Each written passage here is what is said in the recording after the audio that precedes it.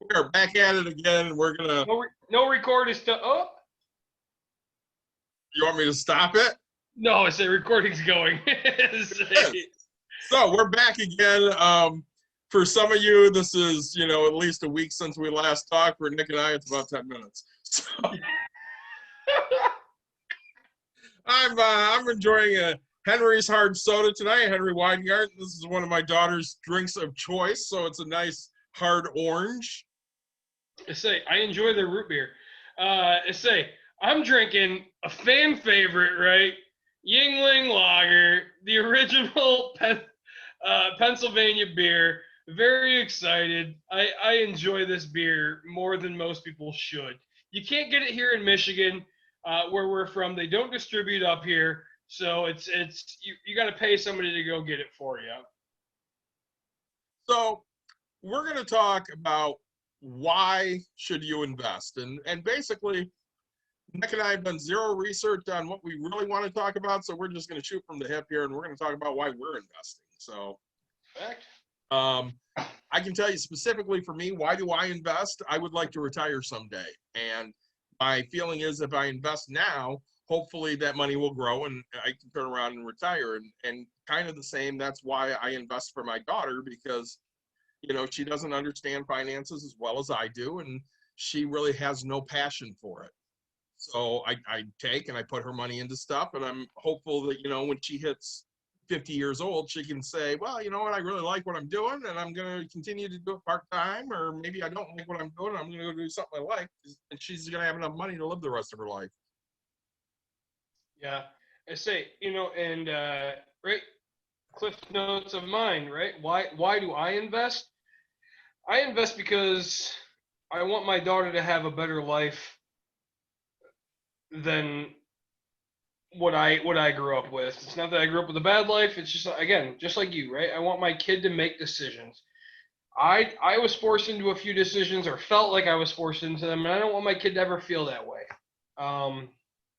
You know, uh, I just want more for myself. I expect big things. So very very excited about this episode, guys. We're going to say why you should invest, because we're hoping that our stories give you the power to want to invest, right? Why you should make the decision to make this happen. So, well, I think I told the story on one of our previous episodes. So I'm doing a focus group one day, and we're in there and we're talking about life and children and stuff like that, and the guy keeps asking people, do you want your child to have a better life than you? And every guy is sitting there going, yeah, of course I do. And every woman's like, no, I don't care if my kid has a better life than me. I just want him to have a happy life. And the guy looks at me at one point and he goes, so it's a guy thing. And I said, what do you mean? He goes, every guy here thinks that, their kid should have a better life than them. And every woman is absolutely adamant that, no, that's not what I'm looking for. And I'm like, I'm going to tell you right now how I feel. I work my ass off so my kid can have a great life. And if she's not doing better than what I'm doing, I didn't do my job. I absolutely want her to have a better life. And really, I think, that's one of the main differences between men and women. Women look at it and they say, I just want my kid to be happy. And for us, having a better life equals happiness. I think that's the big thing, right? It's not, I think men look at things as a difference of what happiness. I mean, right? We want our kids to have every opportunity of happiness. I don't want this to be that cheesiness of there's women out there or men out there in bad relationships, but I want my kid to be able to walk away and understand that no matter what happens, it's a guarantee that mommy and, I mean, honestly, my relationship with my wife is mommy and daddy, right? Like, we are a team. We are equals. There's no superiors in our family. I mean, yes, people will call it out and be like, hey, there's this and this, but no, I want my kid to make decisions, right? Like, not be forced into a decision. I want her to make them. I want her to have that choice, that opportunity, that chance, that anything, right? Like, that's huge for David and I. Like, here's a prime example, Dave. I'm gonna put you on blast, right? Like Go for it. 100%. Um, David has a daughter, 25 years old. Lived at home until she was 24, and one day woke up, was like, "Hey, I want a place all Yep. to myself," and she made that decision. So she now has an apartment she doesn't own, which is against my little rules. David would rather see her in a house because it builds equity. But the fact is we can't control that. And honestly, from the bottom of my heart, I know that David is proud as shit of his daughter for making that decision to live on her own. And yes, like his home is always open. Let's say she hates this apartment. I mean, she's been there quite a while and she wants to move. They will always take it back. Just as much as my daughter, right? If she goes off to college, I mean, granted, my daughter's 5 and I have years and years to think about it, aka 6 minutes. Um, but the idea is I want my kid to understand that there's options. Everything you do, there's an option in life, right? It's not here and now. It's let's think about it. Let's make an educated decision, yes or no, right? So David, now about your kid, are you disappointed that she moved out and is in an apartment? No. See, I mean, right? Like he didn't think about it. I mean, this is his why. He's accomplished. He's accomplished her decision making. Didn't force her into it. It wasn't a bad situation. She just said, "Hey, I want to try it on my own." He has given her that freedom, the availability to succeed or fail on her own, right? She needs that opportunity, and she felt like it was time. So, David, if Caitlin said tomorrow, "Hey, Dad, my lease ends in a month," would you let her come back home? Absolutely. The room's upstairs. I'm not moving anything. Say, I think it's funny because like you ever watch those shows where like the parents never change the kid's room. I literally know for a fact, like, right, her bed is still made, so when she comes over on the weekend and something happens. She took her bed, but everything else in her room is untouched. Right, Everything like, she left is exactly where she left it when she walked out of the house. and if she wanted to walk away from the apartment, I guarantee David would go get the same bed, the Yep. same bed frame, and just make it feel back at home. So really, this episode for us touches home so much because this is why we do it. This is this is why we started this podcast or video cast, whatever people call it nowadays. You young hip people, say this is our passion for what we're doing and why we're doing it. I can't stress enough. I can David, tell you, not to interrupt you, Nick, I can tell you, you're I fine. wish I was more Nick when I was younger. So I remember sitting down with benefit people at my job, and they're like, "Well, when are you going to retire?" And I'm like, "Yeah, that's never going to happen, so I don't really care." And I wish I would have had a more active role in it back then because I didn't feel there would be Social Security, and I didn't feel I'd have enough actual investments to retire on because at the time I'm not making much money. So, Sure. you know, there's just not any extra for me to sit there and think, "Oh, hey, I'm going to retire at 60 or 65 or whatever the case may be." Now that I'm 43, I'm sitting here looking at it going, "Okay, well, I'm a part owner of a business that my wife is running, and I could honestly work at my job until I'm 65, 67 and probably be happy because I work from home. I love working from home. I'm great at my job. I do everything I need to do. I make good money. I work with my cats every day. My boss is fantastic. If I need to, take a break to go to a doctor's appointment or something, he just needs a quick heads up. I'm not feeling real good. I just need to send a quick email that says, "Hey, I'm not feeling real good. I'm going to take a nap. And hopefully I'll be able to work again later this afternoon." And I have that flexibility to be able to do that. So, if I'm feeling like crap at noon, I put in 6 hours, I can go lay down for an hour, wake back up at 1 and finish my day. I th- That's not flexibility everybody has. and I think that's huge, right? Like, so we're gonna do a lot of scenarios in this thing, right? So David's scenario is perfect for him right now. Give it a few years and things will change. But like, there's people out there right now who have to wake up and they have to punch in at the exact time. They have to leave at the exact time. They have to answer every call, every thing. I mean, we talked about it on these episodes, right? I did lose my job and I went back to a production line. They gave me a pay deduction, quite substantial. But honestly, I had my old job. I had a great boss who exactly was that, right? I called and I was like, I'd call and be like, hey, my kid's sick. My wife took the last 2 days off. I need to take one. It's fine. I had what I loved. Now, and then I put a production line. And it was, hey, I used to get out at 1 o'clock. Well, we don't end until 2. Okay, well, I have to get my kid. I have, I'm not going to pay for babysit. Well, that's too bad. Take vacation time. Oh, well, it's too bad. Do this.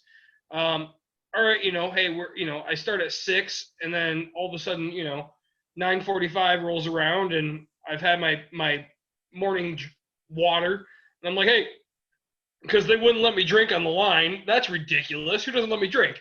But so I was like, hey, I gotta go to the bathroom. So I gotta like raise my hand or turn around and be like, hey, who do I call to go to the bathroom? I turn on a switch and it sends a light and it's like, hey, can you let me go to the bathroom? 90% of the time it was a yes, but it was like, oh, I gotta go cover this person first. So I gotta hold it for 15 more minutes while this person goes to the bathroom and then come back and they can cover me so I can go. It was just like, for me, it was like, man, I didn't get to make the decisions, right? I didn't get to. So the greatest thing I've ever done in my life is invest, right? The worst thing I've ever done in my life is invest. I'm not gonna lie to you. Um, there's ups and downs to it, but when you feel the ability to make decisions, that is great. When you have understood the freedom of ability to make decisions, and the company you work for doesn't appreciate that, that is horrible, absolutely horrible. Right? They don't appreciate that. So, I think, David, you don't have a grandkid yet. Nope. Say, I see the hat you're wearing. Say, say, go Cubs. Cubs pride hat. Cubs pride hat. Yeah, say I should have put my Tigers pride hat on. But I wasn't appreciated at my position, right? Say, and so I got the ability to make the decision to no longer stay with that company. I mean, yes, they fired me. Yes, I quit. I don't really know. Nobody knows. We'll figure it out when unemployment actually pays money. Um, but so I invest because I I've I've been around investors long enough, and I see what their life is. I see what can become something. I have a friend who's 38 years old, has 4 kids, hasn't worked in the last 5 years of his life, right?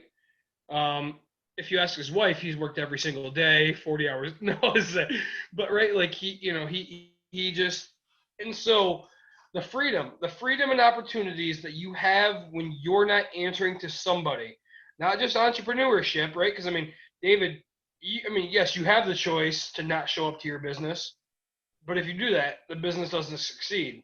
Where in my business, if I don't show up, yes, I can pay somebody, right? So that's the cost that it will cost me. But I think this is a big thing for us, really. I put 20. Say David said he wishes he was me when he was younger, or my mindset when he was younger. I started out. So this is backstories of a little bit about me. So I got married really young. I'll admit that. I was 3 days from being 22. I was 21 years old when I got married. I understood back then that my wife was definitely the one, right? Because she supported the idea of when we were younger, so even we dated for a few years before that. We were youth counselors, and we worked jobs to where I was working temp agencies, right? And I remember talking to the temp agency, saying, "Hey, I have to go do some youth counseling for 2 weeks. I'm gonna need 2 weeks off." And they're like, "Yeah, no, that's not how this works." And I said, I remember saying the words, "No, I'm sorry, I didn't ask. I was telling you I need these 2 weeks off. I don't have a job tomorrow. I understand, but this is more important to me, right?" And so when you didn't value that job and didn't care about that job, you did what made you happy, and that's what life was about, was making yourself happy and making the impact on the world of what made that happy. I mean, I'm not gonna brag. I mean, yes, I will. Let's be honest. Um, I was voted number one camp counselor every year running, right? Because I'm a kid at heart. My wife used to get so irritated because she used to be voted camp counselor of the year, but number one here, baby.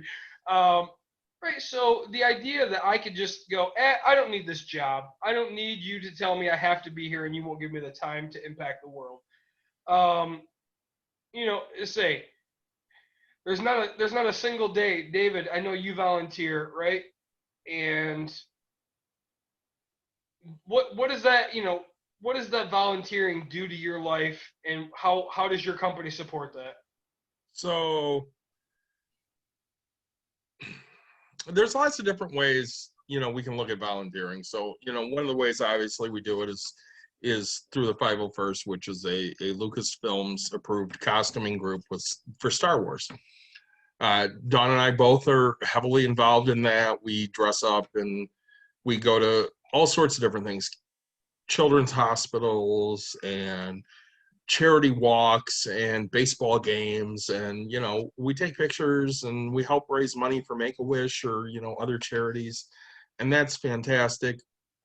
But even in the other ways we do stuff. So being a coach, tonight is a great example. So one of our former players came to break room therapy tonight because she's been having a rough time, and I said, hey, come in. We'll give you a little mini session for free. Try it out. See if it helps. So Deja Yep. came in, and afterwards we sat there talking for a few minutes, and I'm like, all right, so what are we doing job wise? What's the future look like? And she goes, oh, I'm an assistant manager at a gas station right now. She goes, but I don't really know what I want to do. And I'm like, well, you're 21. I understand that. I didn't know what I wanted to do until I was, 40. I said, what do you like? She goes, I love numbers and I love math. And I'm like, all right, well, we should probably look at something that would involve numbers and math because it's something you like, you're good at. I said, so, and I sent her a text a little while ago, and I'm like, hey, you and I, we should sit down. We should talk about the future. So even though technically this is not charity, I'm sitting there and I'm taking these kids I used to coach and I'm trying to set them up for the future because, for us, it didn't end when they graduated. It didn't end when the season ended. It wasn't like we said, hey, we're good now. You played, you drove in 20 runs this year, and, see you next year, or see you in the future sometime. Have a great life. It didn't end. A lot of these kids I'm still in close contact with, I want to see them succeed. So for me, helping build that is huge. Not every kid we coached knows how to do these things, and not all of their parents can give them a good foundation of, this is how you situate your life and how you figure out what you want to be and how you set yourself up so that you don't have to struggle, because a lot of their parents struggle. I agree. I mean, and that's right. So, when your parent, it was Monday. Monday was the holiday. For some reason, it was bring your kid to work day. And I sat there and thought about it. And I was like, man, my mom could never bring me to work. And if she could, I probably wouldn't have done warehousing, right? Because I would have noticed how shitty it was. Right. But, and you look at the kids whose parents were doctors or lawyers, and doctors can't really bring their kids, but they can understand that, hey, we have jet skis and we have this vacation house and we have everything else. Like, lawyers, right? I mean, they bring them in and they're like, hey, go deal with this person. And when you're around, when you see success and when you're around success financially, right, you're gonna surround yourself with that success. I mean, um, where the kids that we coached were, let's call it inner city. I mean, every state has an inner city. Um, so I think it's a big thing to touch on is we do what we do because we want others to be successful in everything that they do. Well, I asked Caitlin yesterday when she was here if I should keep coaching. And the reason for that question is business has taken off, and the more I can help Dawn at Break Room Therapy, the less we have to worry about paying someone to come in and work. So if I'm there, it obviously helps our family. And Caitlin's answer to me was, do whatever makes you happy, which isn't real helpful for me because I don't at this point know what makes me happy. I've been coaching softball since 2004. We're talking 16 years. It's literally one of the biggest things in my life. And Deja, who came into the business today, I asked her, and I'm like, what do you think? And she goes, I think you should do it because they need you. And I told her, I said, it's not like when you played. When you played, you kids needed me. I coach in a totally different area now. They don't need me necessarily. Yeah. They like me, and they like playing for me, and they like playing for Chris, but they don't necessarily need us. They have parents that are highly involved in their life, and they show up to every game, and they show up to everything they do, and they go to every parent-teacher conference, and every time they turn around, their parents are there. Where Nick and I coached, when we coached together, we were parents. A few of them had their parents there. I know the first year I started, the only parent I had that I knew was going to be in the stand every game was Jenny's mom, because her dad was in the dugout with me. And beyond that, I probably didn't have any other parents in the stand. So I had 13 kids and I had one parent in the stand. I remember when I first started coaching, I did assistant coaching. Oh man, I can't believe I've been umpiring and coaching, I think, a little longer than you. Yep. I started out very young, but because my grandfather, right, when we've talked about that, my grandfather raised me. I remember when I assistant coached, the people that would show up were the grandparents, and they would bring them home, and it was only a couple, but I was like, and they're like, yeah, we stay with my grandpa during the week and blah, blah, blah. And I could relate so much, right? And these kids understood that, hey, like, there's not a person I run into in this world that goes, hey, how's your dad? And I instantly know that it's my grandfather they're talking about, right? Like, I mean, it's just, so the idea is, with David's job, right? Like, they know, hey, softball season, I officially don't work past 2:30. I mean, 2 o'clock, right? He gets up early, and they're completely fine with it. I know before I took a position with David, I was a varsity head coach of a bowling team, and we talked about that in the beginning of the episode of quitting a job for youth leading. I was promised a first shift position, and then it was kind of like dangled over my head. Oh, well, we hired somebody else, but I was like, look, no, I promised this school I would coach their bowling team, and I'm going to fulfill that promise. Like, whether you have to have me come in early those days, I'll work, I'll work for 10, 12 hours, get 2 hours of sleep, come right back in, but I will be fulfilling this. Like, I say, I don't know. I mean, yes, I was at the point where I'd quit my job to do that because that's who I am as a person. Because I've always wanted to work for a company that appreciated me.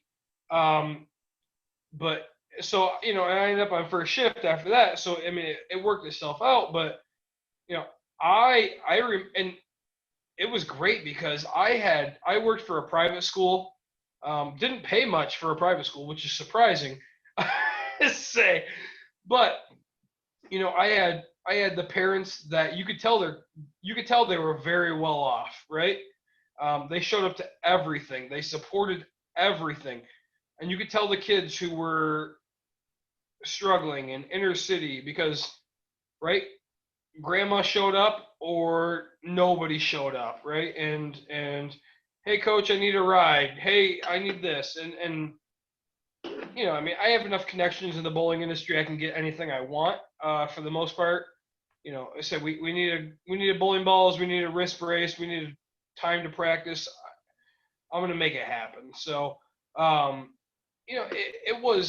it's to that point of it's not about me, it's about these kids, right? It's about getting them to understand that there's more to life than the basics that they have.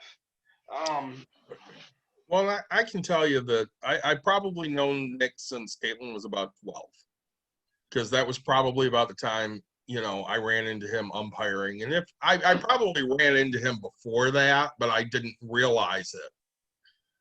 So I can tell you right now, if you lined up 10 guys in front of me, I could not pick out Nick's dad. I have no idea what he looks like. I have no idea what his name is. If you stuck his grandfather in front of me, I could give you 50 different stories about Archie. yeah, I know Archie really well. And I didn't realize at the time he was Nick's grandfather because, sometimes Nick was umpiring, sometimes Archie was umpiring. I had no idea they were related until, probably Caitlin was 14 or 15. And he's like, oh, yeah, well, Archie's my grandfather. And I'm like, I get it now. I totally understand. And, when I started running leagues and stuff, I would call Nick. I'm like, hey, you want to umpire? He'd go, no, I'm busy. Call Grandpa. So I'd call Archie and say, hey, I need an umpire. And he'd show up. And it shows you that it doesn't really matter who's there. Somebody has to be there. Okay.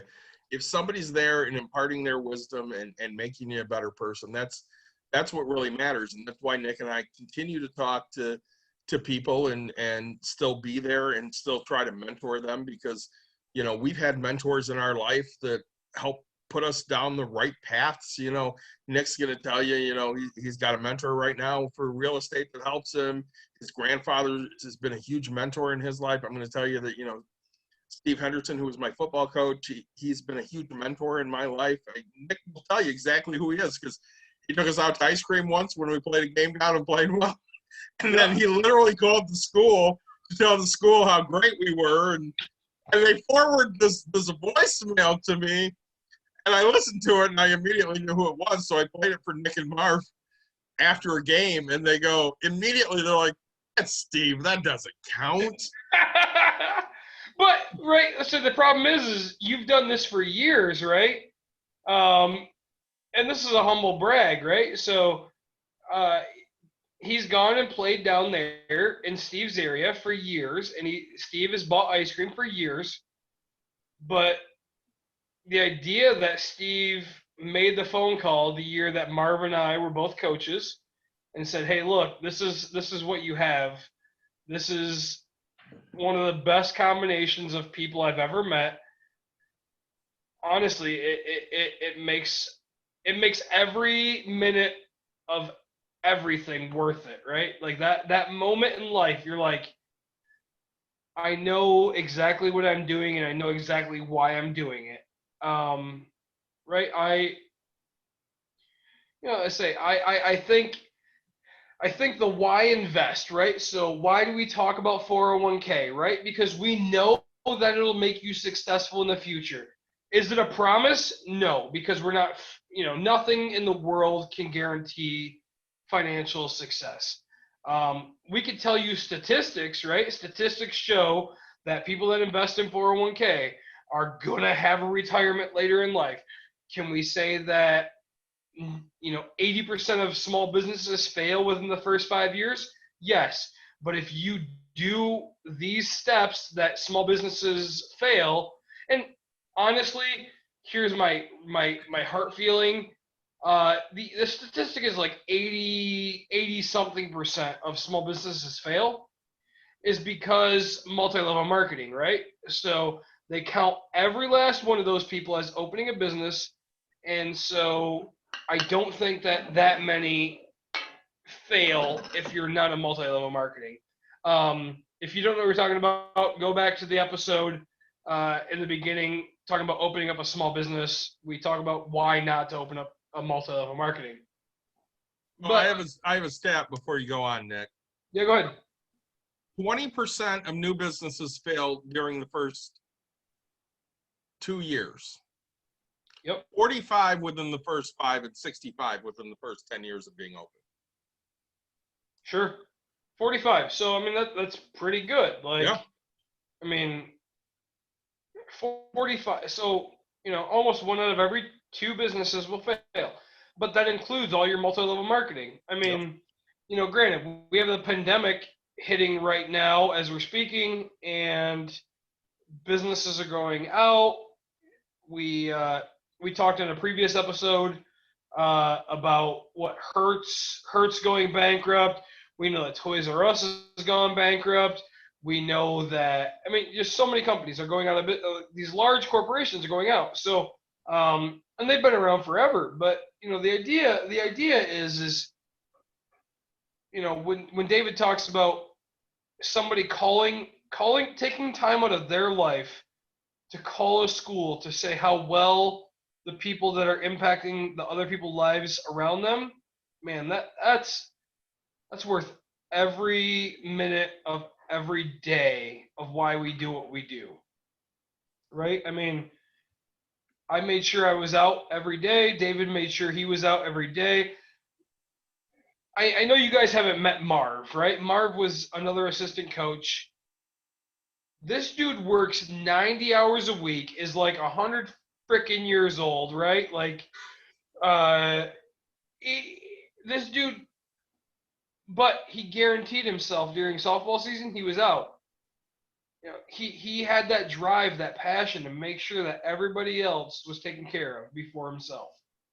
And his wife supported it for a long time. He made the decision that he was done.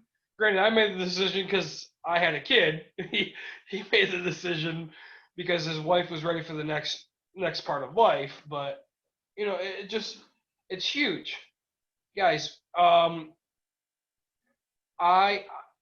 I invest in 401k because I know statistics show success, right? You're going to get a 10% return on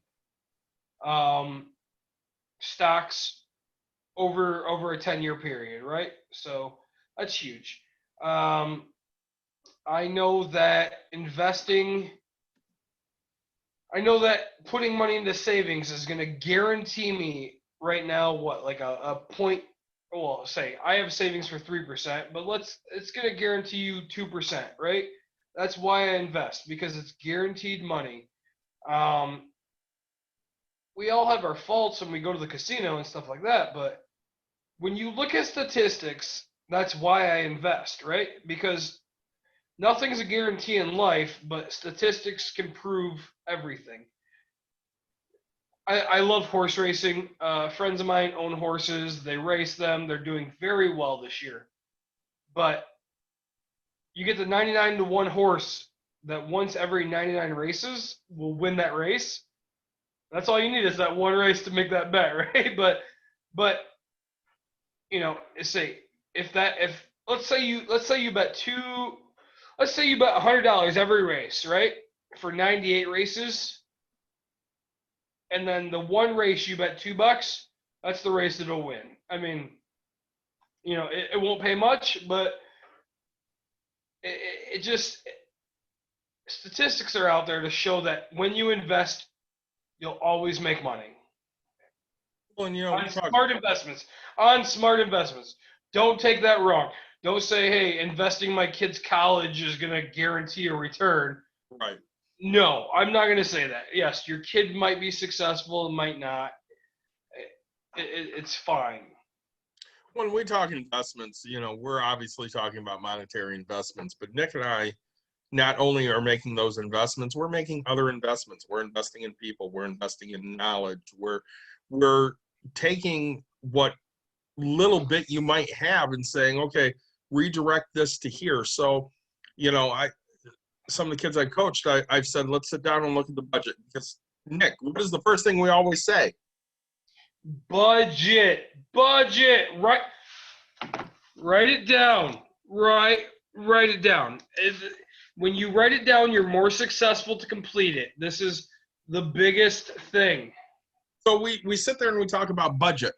And then we're like, okay, now that you've budgeted, let's find out what extra we can do to start investing that money. So I had a financial consult the other day, and I sat there with her, and I'm like, all right, these are the things we're going to do to start paying off on this debt. I said, I really believe within a year we can have you debt-free, totally debt-free. Okay, with a caveat. Totally debt-free, minus the student loans. Okay, because that's out there, and their student loans are huge, but besides the student loans. And at that point, we'll sit there and we'll start looking at where can we throw money so that eventually you can start talking about, hey, I can actually retire. Because that's what we want. We want to get you to a point where bills are paid off, there's no debt, we're investing, and eventually we're, talking about, hey, I'm going to retire at 50 and I'm not going to stop necessarily working, but I'm going to work in a different way. I'm going to do stuff that I have a passion for and I enjoy, and I really like doing. So my job right now, I really enjoy doing my job, and I work from home and I'm with my cats and I'm happy, and I could probably do that until I retire and be perfectly happy with it. My wife has said over and over again that opening this business was the greatest thing because she really has a passion for it. And even though she always wanted a job where she didn't work weekends, she's okay right now working weekends because she really enjoys what she does. She's making people happy. She's bringing their stress levels down, and she's helping them work through their problems. We had one of my former players in tonight, and at the end, Dawn took in this big sheet of glass. She laid it on the table and she said, write down everything that's making you mad or upset or stressed out right now. And, Deja went and posted a video, and she said the best thing for the entire session was when Dawn brought in this piece of glass and told me to write down everything that was making me mad. I wrote it all down, and that just made me feel so much better. And those are the things we sit there and we look at and we go, okay, well, that's why we do what we do.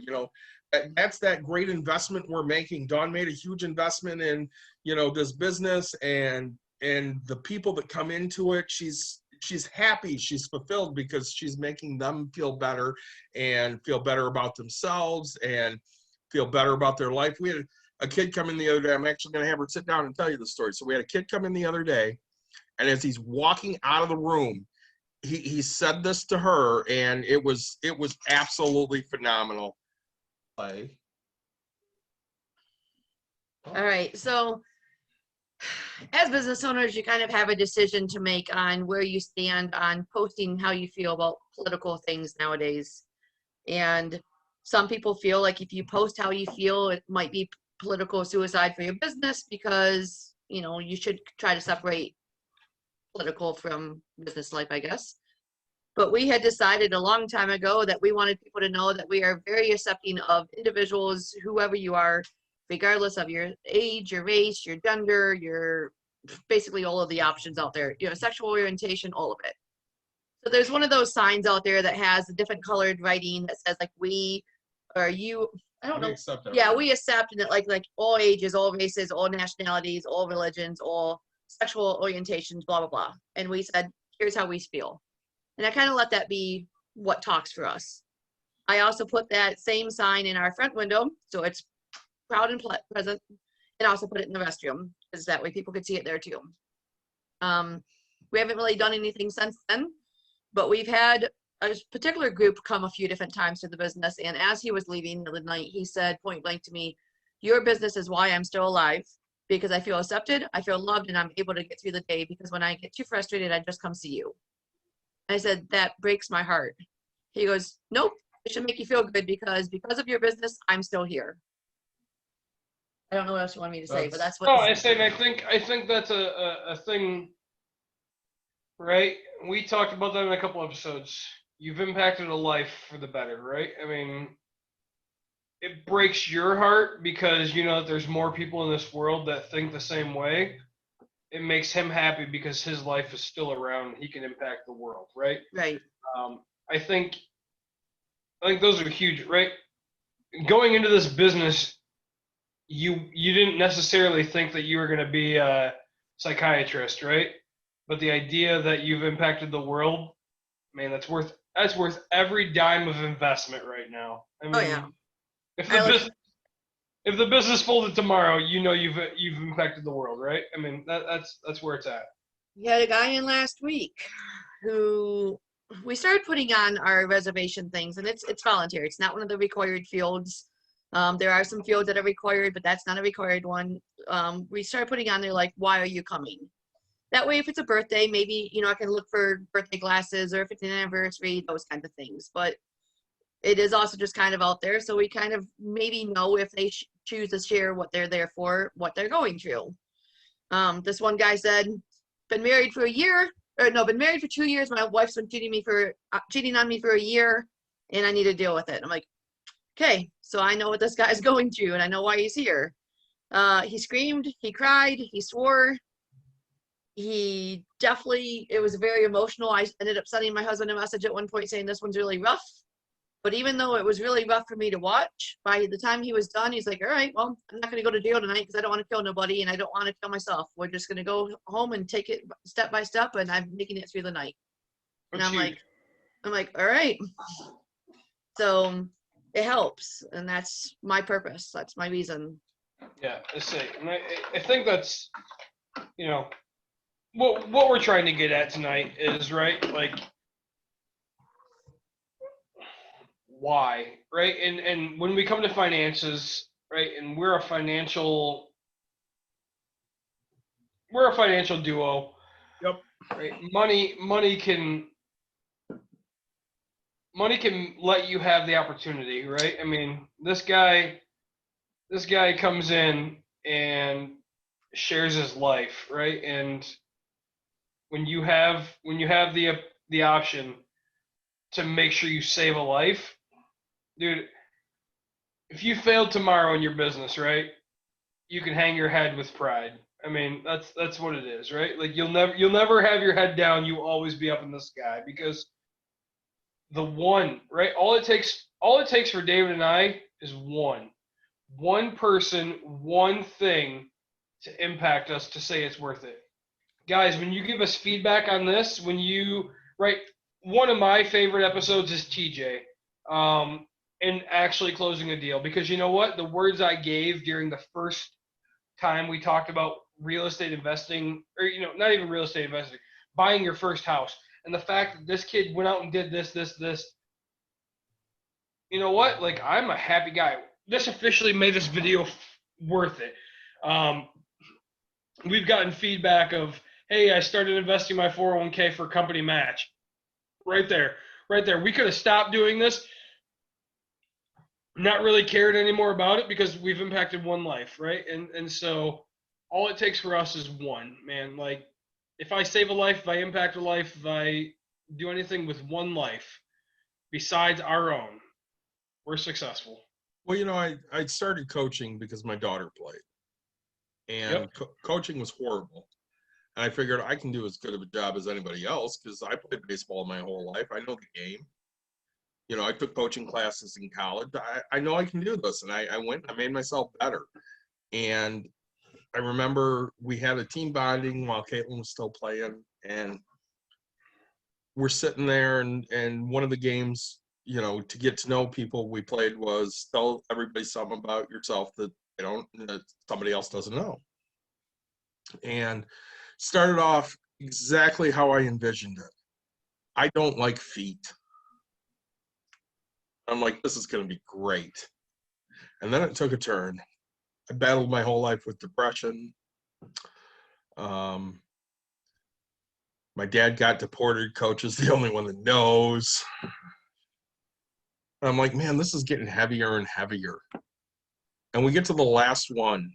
And she goes, before coach called me up to varsity, I was thinking of killing myself.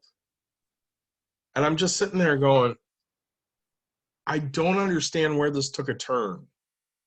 And I'm really glad it did. And I'm really glad this team is close enough to tell everybody the things they're saying. But holy shit, it is difficult to be a head coach of this team and have to understand everything these kids are going through. And we're driving home, and I think Caitlin drove separate that day. Dawn and I are driving home together, and she goes, all right, let me ask you something. That kid would have killed himself. And she didn't have to finish the question. I said, I would have been done. I would have quit right then and there. I had no idea. I knew that kid needed softball, and I knew she needed the team. I didn't know she was that close to ending her life. And I look at that kid now and, yeah, she struggles just like everybody struggles. But she has a loving family and she has kids. And I'm so happy that she gave us the chance to, give her a better life. And, when we talk about investing, these are the type of things that monetarily, yeah, we're not getting anything out of that. But holy hell, did I get so much from those kids that I coached, and I did it just to give my daughter a better experience. And I didn't realize what it would bring me personally. I had no idea. I did it for purely selfish reasons because I wanted my kid to play and not have crappy coaches. And I think, just so everybody knows, David lives in a upper middle class neighborhood and chose to go down to an inner city lower class. There's a few middle class there, but I mean, right, you're not going to get high class. You would never once see, when I talk high class, I'm talking Porsche, Ferrari money, right? You'll never see that. When I talk about middle class, middle class to me is any car that cost over $4,000. Right? These kids were driving, what I drove, right? $500 beaters, like a Ford Escort. It's here 2020, and these kids are still driving, 1997 Ford Escorts that make it to school. Yes, they have a car. Maybe 90% of them didn't. The parking lot was 12 spaces for the middle class kids, but so what we want to get to is the point of financial ability to make those decisions to impact the world. And yeah, the world, right? So people are like, oh, you only want to impact. No, we want to impact those around us, but we know that those around us are going to travel. We know that those around us are going to spread their wings. And you know what? If they've learned anything from David and I, they're going to impact the next person, and the next person is going to impact them. And that's huge to us. Like, we want to make sure that everybody is impacted for a greater good. Well, we talked on an earlier episode, which, for some of you guys, maybe weeks earlier. For Nick and I, it's like an hour ago. Feedback we got from, one of my friends who, I did a financial consult for, and she's like, yeah, I love you guys because you're just normal guys. You're sitting there drinking some beer and you're telling us what you're drinking, and you're wearing normal clothes, and that's fantastic. And she has a friend that, lives, I want to say in Texas. I could be wrong, but we're going to say Texas because, whatever. It sounds cool. Because it sounds cool.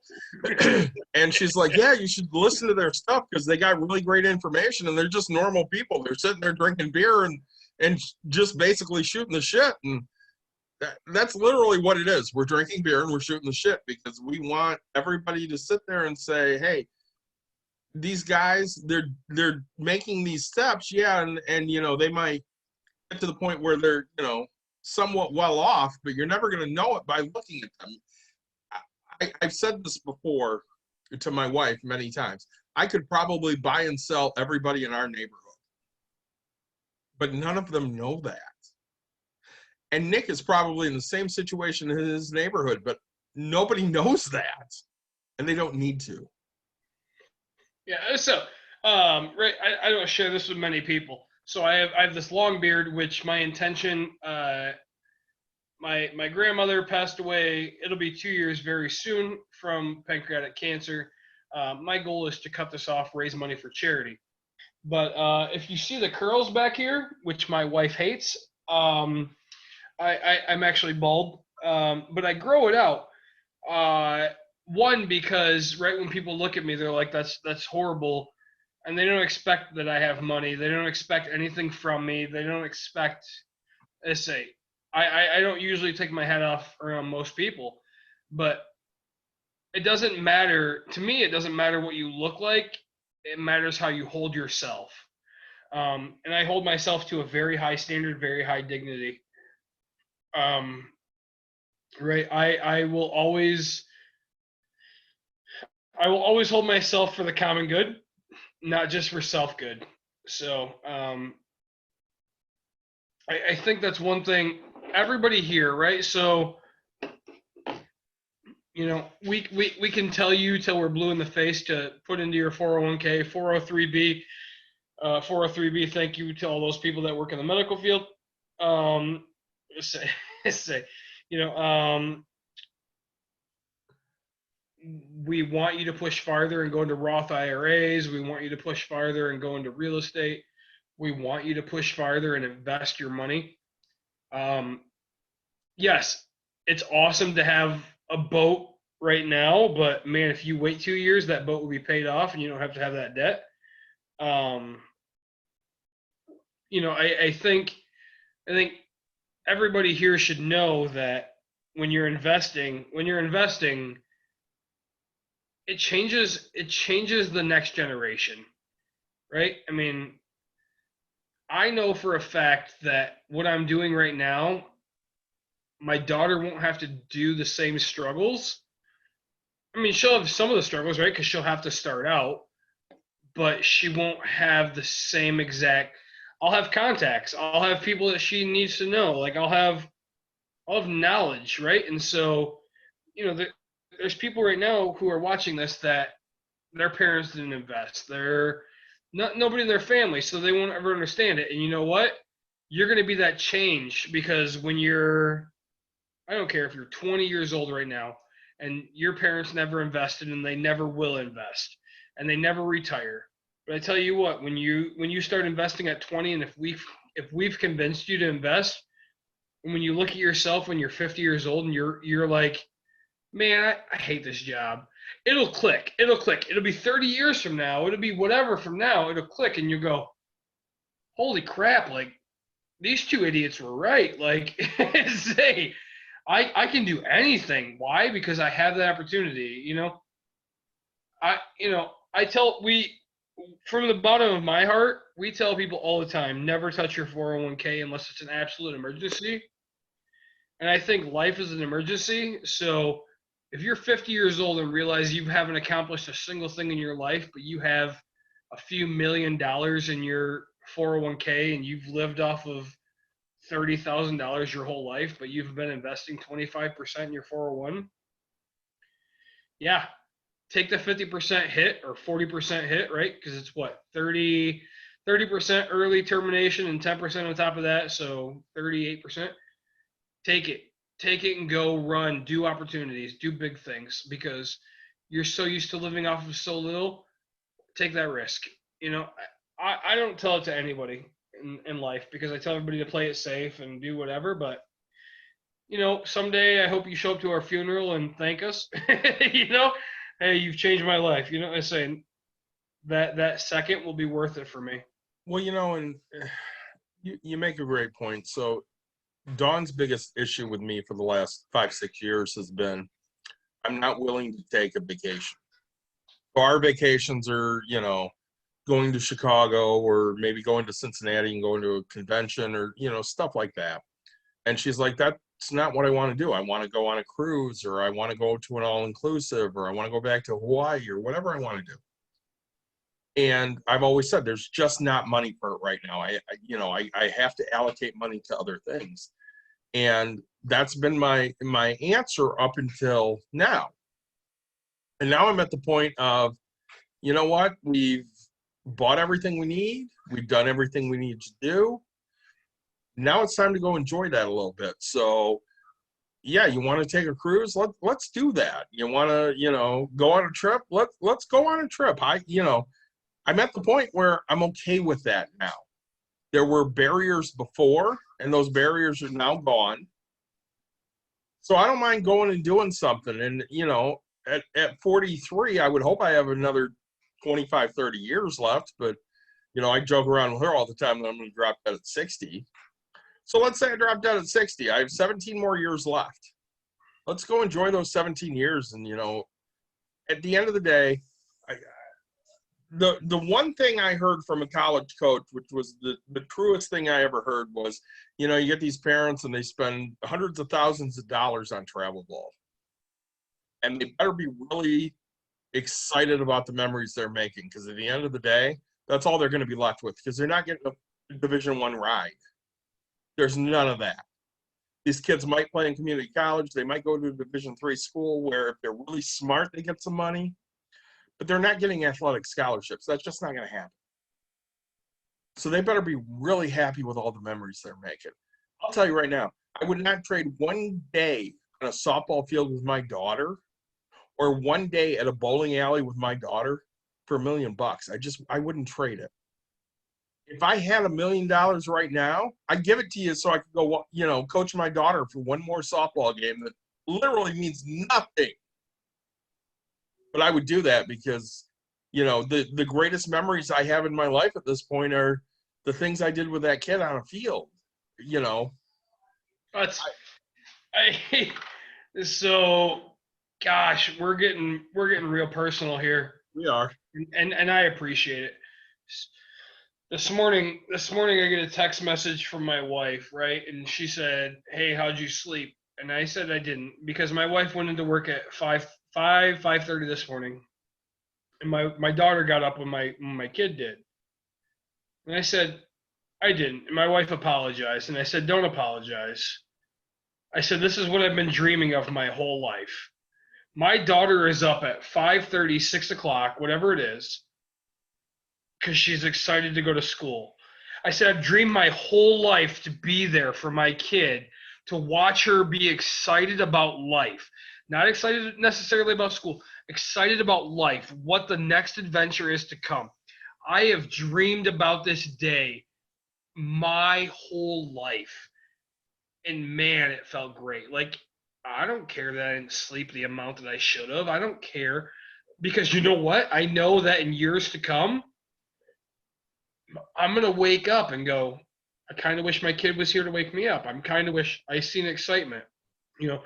David says, his wife wants a vacation. I'm a little younger and started understanding very early, hey, you need to go on vacation. I've been the biggest Don fan of getting David on vacation. I try to get him to go out of the country all the time, because I think David and I out of the country would be a hoot. Oh my gosh, we would tear up the town. But I'll tell you right now, at some point, Nick and I are going to go to Mexico, and I don't think our wives will like us, but it's okay. Factual statement. But, so why do I do what I do? Because of my dreams, my hopes, my wants. And yes, are they selfish that I want to see my kid excited about life? I don't think so. I'm really just genuinely, I love that passion. I love watching my kid be excited. I think that we as a society expect that everybody just kind of falls into line. You hear it all the time. It happens. It happens. It happens. Oh, it's okay. It happens.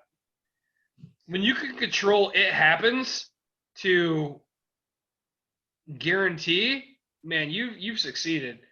That'll happen to you. No, that doesn't happen, right? Like, let's say, we talked about my past history of changing tires, right? And why do I do what I do? Because I don't want to feel the way I felt, right? I remember working so hard just to get $30 to change a tire, backing out of my driveway and having another tire pop, a different tire, and I broke down. I was just done because I worked so hard just to, I paid for everything, and it just blew up in my face. So, um, you know, why we invest is for a better future for us and for our family. Well, and Dawn's been very adamant for a while that she really just wants to take a vacation, me and her. Yep. And I've heard this over and over again, and part of me understands it, part of me really doesn't. So, a little background on us. Dawn and I had our first date on St. Patrick's Day.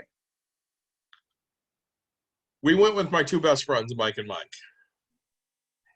Mike usually joins us, so Benson's a One fun of the guy. Mikes joins us. The other one is, they're not as smart Mike.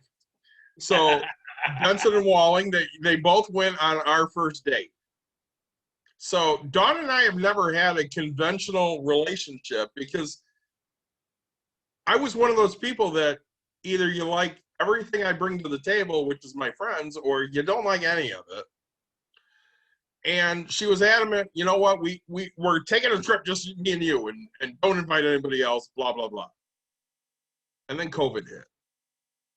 And then our cruise got canceled. And she finally says at one point, I think we should just invite anybody that wants to come on this cruise. I was like, wait, I've been invited to this. No, So I said something to Nick, and Nick's like, yeah, I'm not in a good spot because I don't have any money right now. And I'm like, all right, that's fine. I talked to Mike, and they're like, yeah, we'd totally be down for that. I talked to our daughter, Caitlin, and she's like, yeah, I'd totally love that. So we're planning like a friend trip.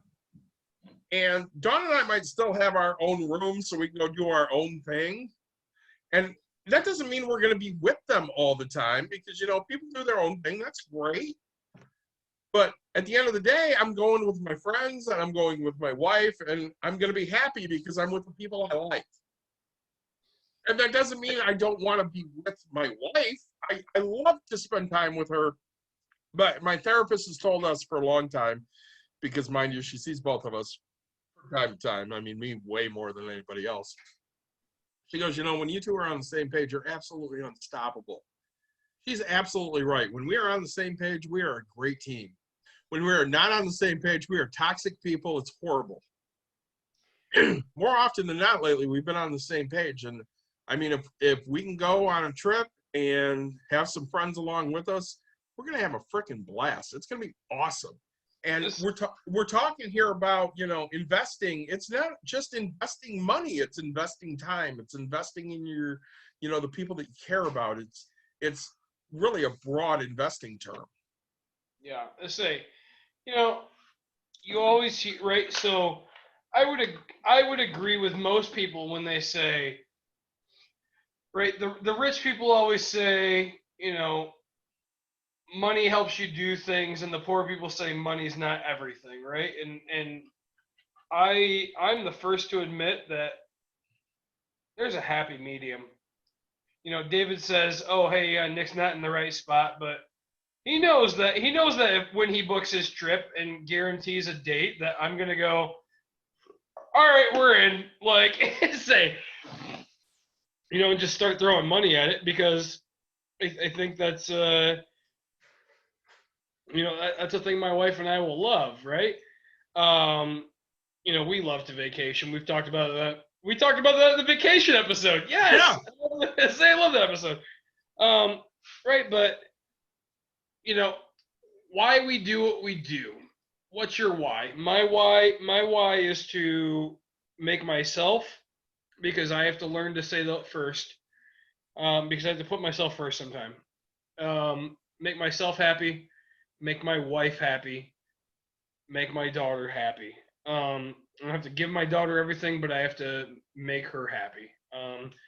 She doesn't like no, but she'll appreciate it later in life because I know right now, being 32, being told no as a kid has sure helped my ass later in life, because I've learned to say no to other things to my kid, and you know, there's my daughter wants a $500 toy or whatever it is. I don't know. She wants an iPad, right? Or what do you call it? What do you call those things? Like a Nook or a Yeah. you know Galaxy all- tablet, either. a Anyway. tablet. Yeah. Because she sees it on things, and my wife and I are like, no, you're not getting a damn tablet, right? Like, Tell her to do his job. right? Like I do. I tell her all the time, like save up your money, right? And so we give her chore money. We talked about that, but like, so she's saving up her money for a tablet. Granted, she doesn't understand that we don't have internet, but